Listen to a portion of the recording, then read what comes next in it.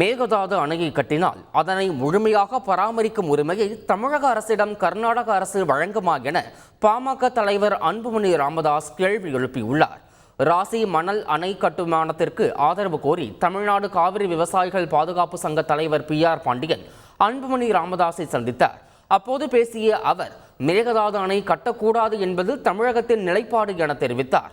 ஆனால் அணையை கட்ட கர்நாடக அரசு உறுதியாக இருந்தால் அதனை 999 வருடங்களுக்கு பராமரிக்கும் உரிமையை தமிழக அரசுக்கு அம்மாநில அரசு தருமா என அவர் கேள்வி எழுப்பினார்.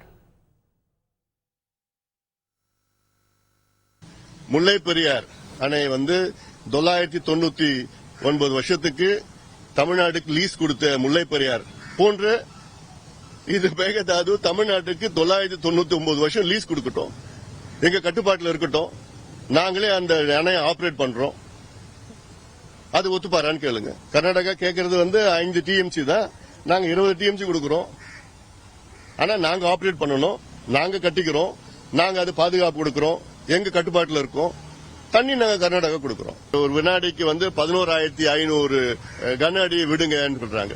அவங்க இல்ல முடியாது, நாங்க 8,000 தான் விடுவோம்னு சொல்றாங்க. சொல்லிட்டு மழை பெஞ்சு வெள்ளம் அடுத்த நாள்ல 16,000 கனஅடி விடுறாங்க.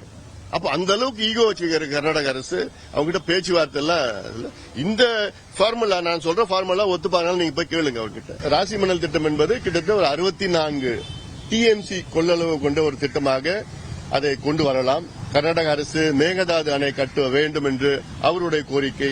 மேகதாது அணை கட்டினால் தமிழ்நாட்டுக்கு ஒரு சொட்டு தண்ணீர் வராது.